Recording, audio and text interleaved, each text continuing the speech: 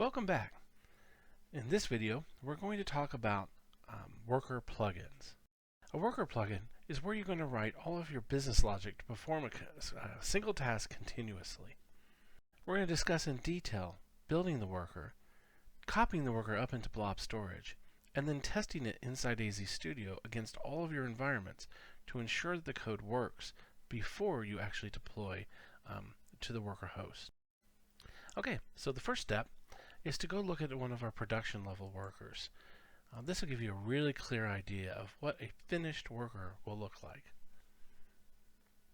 To help us out, we've given you the AzStudio logging worker source code on the sandbox. This is our production level worker, which converts queued logging messages and writes them to a SQL database instance. So, anytime you're using the AzStudio logging subsystem, it's writing to a queue. And this particular worker is saying, hey, I'm going to take data from the queue, and I'm going to write it to the SQL database at a specific shard. As you might imagine, dequeuing logging information and writing it to other data sources is a trivial operation. If you wanted to write to blob storage, table storage, CosmoDB, or any of the other data sources that Azure provides, you simply change a few methods in this worker and redeploy. You can also write another worker based off this worker which doesn't read the queue but instead peeks it, watching the stream of data coming out of all your different servers at once. This would allow you to write alert logic which could watch for very specific situations in your architecture or in your PaaS workflow and alert people or signal there's a problem right away. While this isn't going to be something we play with live today, I would like to draw your attention to the neat patterns that are already implemented in it. For instance, how to dequeue multiple types from the same queue and purge bad types from the system. That's handled here. Basically, how to erase queue items that you've already worked on, and how to properly log exceptions so that they get put into the status board as well as into further logging. So, all in all, this is a really good example to use when you want to build your own workers.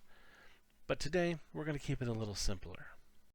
So, to make this easy, we've already built a solution for you, or at least a skeleton of a solution, under C Sandbox Code Worker.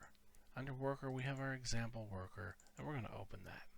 It really doesn't matter what you name your worker, as long as it's unique with all the other projects that you have to deploy within the same container. Optimally, you would want to keep your plugin name unique throughout your entire PaaS application, and maybe even your entire PaaS fabric, because status reporting uses the plugin name as row key. By the way, the steps to actually produce this is very simple. You select File, New, Project, you select .NET Standard, and you create a class library. After you've created your class library, you'll then add to the project the AzStudio Common package. It's the only package you'll have to add normally. Once you've added your package, you're going to want to create one C# file, and this C# class is your actual worker.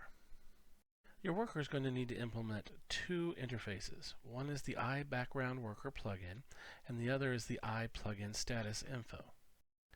The iPlugin Status Info is optional and is only required if you want to actually report your plugin status in real time to a table store. Between these two interfaces, you only have a few methods that you must implement. One, of course, is the execute. This is the method where you will actually put your business logic and have things work. Next is get plugin name. This is the method that will be called by the host to find out what your plugin name is. Essentially, this is your ID. Whenever the host needs to initialize your plugin, it will call the init method. When it needs to reinitialize, that is, initialize your plugin without an actual VM bounce, reinitialize will be called. This could happen if the service wants to soft bounce your worker host, which can be done.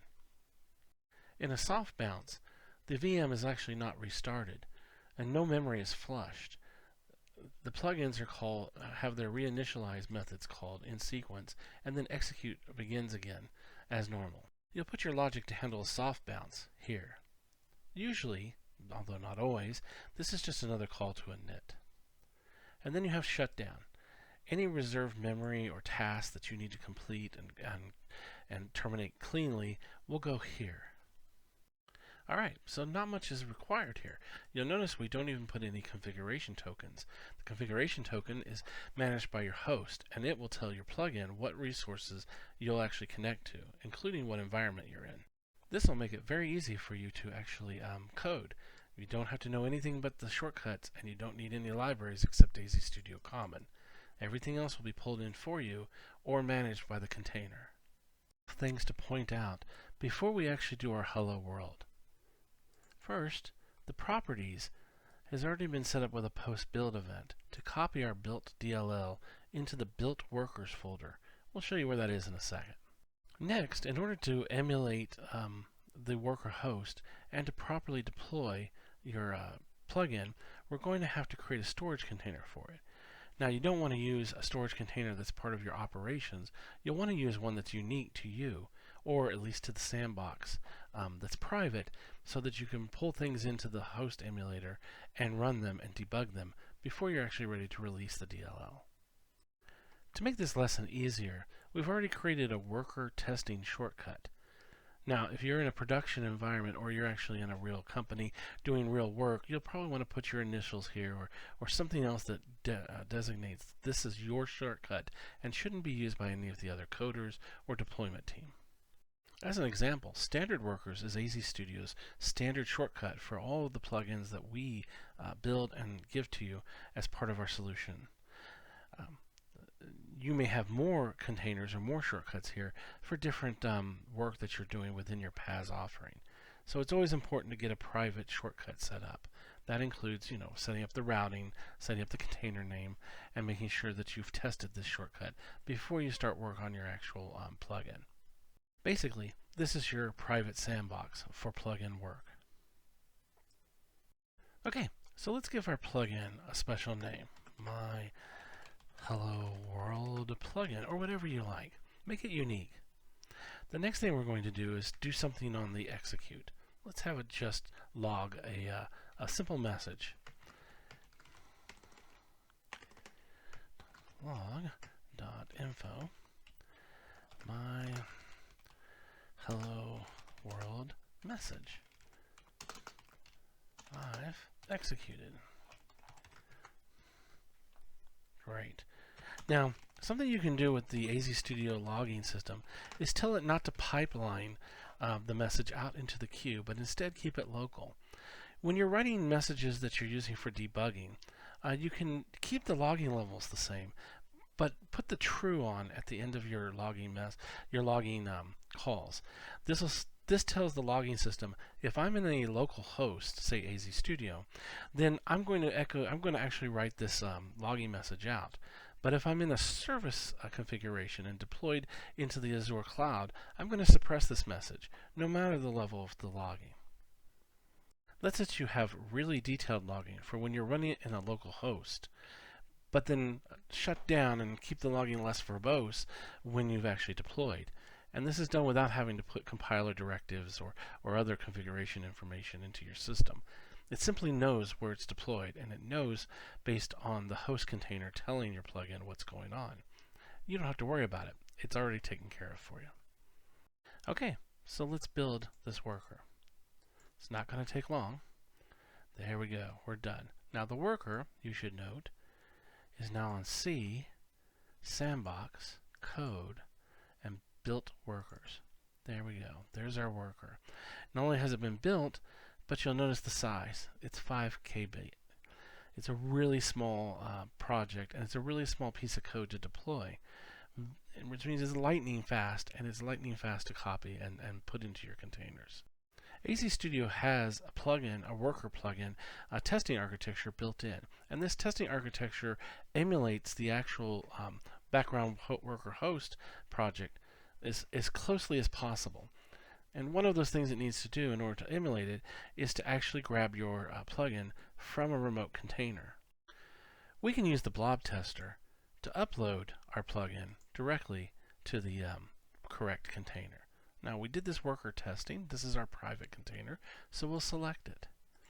Then we'll tell it to upload a file.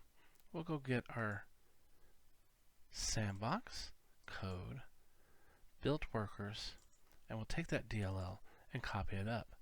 Note that if you had any supporting libraries that you needed to use from within your DLL, you'd have to upload those as well. They'll all get loaded into the host context during runtime. Anytime you make a change to the DLL, you should upload it like this as well. After you've uploaded this and we start running the tester, you can attach to process AzStudio and debug and step through your code just like you would any other piece of code. AzStudio provides a generic worker tester right in its architecture. This worker tester can load your worker plugin and then exercise it and display what it's doing in real time. It also serves as a host so that you can attach to process from your Visual Studio project and step through code if necessary. So without further ado, let's load that example worker that we just built and deployed and put it through its paces. We pick the same container. This is our private container. We download it. It's found one plugins. It can find more than one plugin. You can put as many files in here as you like. So let's get started. First, press init. This is going to initialize. You'll see that the code is telling you, hey, we've done it. Now we start. This is going to call execute every second. There you go. And you'll see the message that we've put in the plugin here. Now, this container will not do the back off and slow down process. This is going to call your plugin every second, even if it doesn't do any work. There we go. Now let's stop your plugin.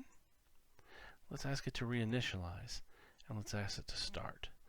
And there we've gone through a soft boot sequence. Great. Now we stop, and we've shut down the plugin. Really, really easy to deal with, isn't it? Now, one thing to note, your plugin is an assembly, and the assembly has loaded in the context of AzStudio. So, if you need to build a new assembly and test it in this test harness, you're going to have to restart AzStudio. And this is because we cannot load the same assembly into the same app domain in the .NET architecture. It's a .NET architecture limitation, not really an AzStudio limitation.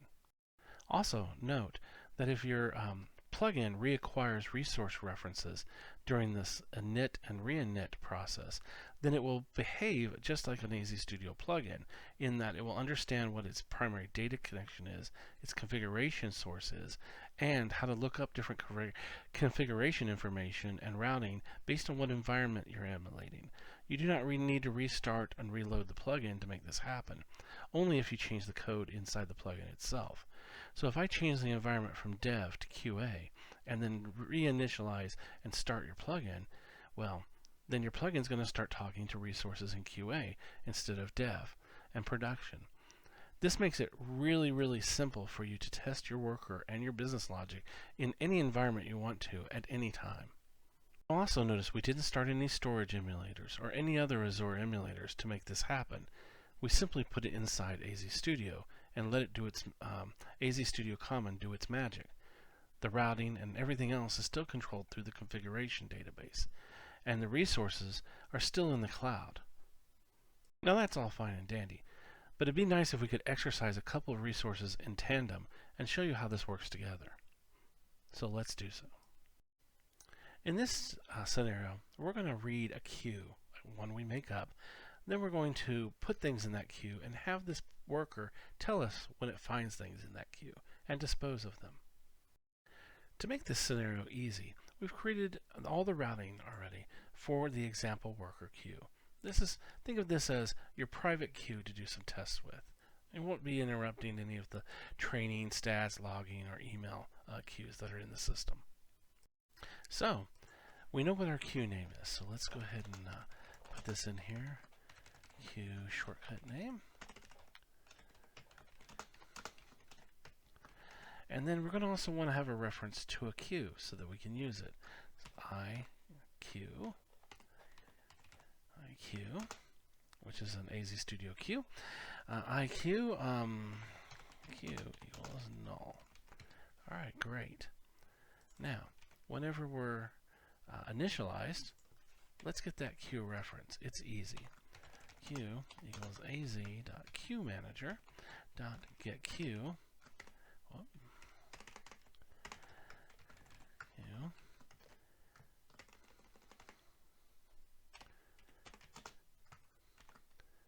Queue name. Queue shortcut name. Great. We've got our queue reference. We'll probably want to do that and reinitialize as well, so that we can reacquire the queue. Remember, this is when we soft bounce. So if we change environments in our host and it asks us to soft bounce, we'll need to reacquire the queue reference because it may have changed. So let's take apart our execute method and do something with that queue.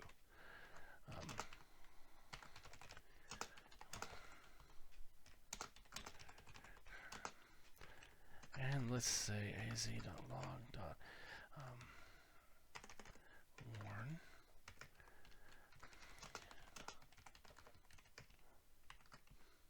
Great. So the first thing we do is we check to make sure that we have a queue in place, and if we don't, then we haven't acquired it or it hasn't been initialized. So to spare you some more of my painful typing, I've gone ahead and completed the rest of this code. Now let's go over it. The first thing you can ask an AzStudio queue to do is to dequeue a number of items. In this case, we're just going to ask for one at a time. The next thing you do is you query the dequeue cache for what items it has successfully brought off the queue. Now, the reason we cache these in memory locally is because you may or may not complete the operation successfully. Best practices says leave the item in the actual physical queue in the cloud until you're sure that you no longer need that information, at which point you then delete that item off the queue. AzStudio's queue cache works as an intermediary between the actual C# code you're writing and the physical cache underneath Azure. Once you're 100% sure that you've done what you want with that particular item, mark it for delete. Then, when your overall operation is completed, with items either completing successfully or in a fail state, execute the queue delete marked. This will only delete items in the queue cache that have been successfully marked for delete. If you've had something go wrong, then the normal resurface operations will occur in the Azure queue, and they will come back into processing later. Okay, so now we're ready to build and redeploy and test this particular update. First, we build. Okay, so let's deploy our DLL again into our worker testing container, and we can just upload right over the old one. Excellent, we're done. We've updated our DLL in the cloud. Now let's load this plugin from the same source. Great. Now let's init. And you'll notice that we've got a queue cache message now, which means that our queue infrastructure is working correctly. And we didn't get an error message. It basically went and looked up the information for the dev environment for the queue we want to work with, and it went successfully. Now, if we initialize again, you'll see that it didn't get that cache miss. That's because the host container is caching that, and it's considered the role instance for scope of caching, not the plugin. But now let's do something a little different. Let's change our environment to QA. Go back to our work test and initialize the plugin again. You'll notice you get a cache miss this time. That's because we've changed environments and that we are actually talking to a different queue now. Both are cached in the worker host memory, but the plugin is now pointed to a different queue. This is the way we test different resource connections within the system without having to redeploy to different Azure environments. Great. So let's clear our display, change our environment back to dev, reinitialize our plugin so that it's pointing to the dev queue, and start it. And there we go. It's just chugging along, but it's not finding anything in the queue because nothing's in there. Let's fix that. Let's go over to our configuration services and go to our queue tester. Just so happens we have a product that can inject things into queues for us. we're going to change the shortcut here to example worker, which is the queue we'd like to look at, and we're going to write something to it. I found one item of type Q. Let's stop this guy. There we go. And if we look here, you can see that the plugin has found an item of type Q test item. Let's do something a little different to exercise the plugin just a little bit more. By the way, logging in AzStudio is unified. That is, whatever window you have focus in is what's going to produce logging information. That's why you're seeing the worker test harness messages appear in this queue tester, because I focused on the queue tester, and therefore the logging stream got directed to where I was viewing. Alright, so let's take this and let's write 4 messages. What we should see from the behavior of the plugin is that it gives us 4 reports that it found something, and then no reports after that. Let's go. 1, 2, 3, 4, and then it's emptied the queue. Great. We now know that our worker is properly dequeuing items from the proper queue. But let's do one more test. Let's stop this. Let's change our environment to QA. Once we've changed our environment to QA, let's go to the queue tester, write an item. Let's write 2 or 3 items actually. And then let's change our environment back to dev.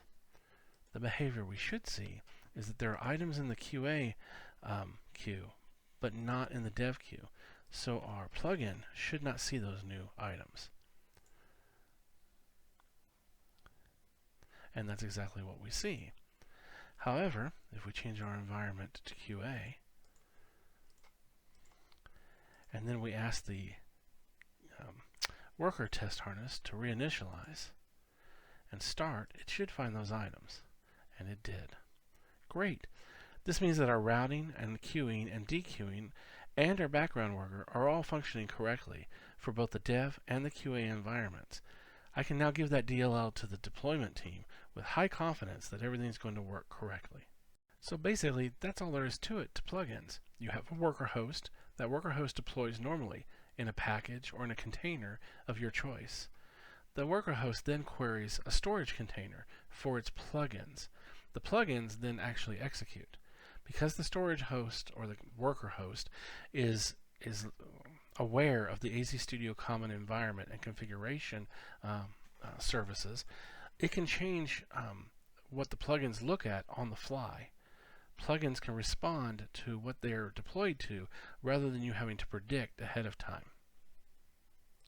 All this code can be tested ahead of time on your desktop without invoking any Azure storage emulators or execute emulators on your machine.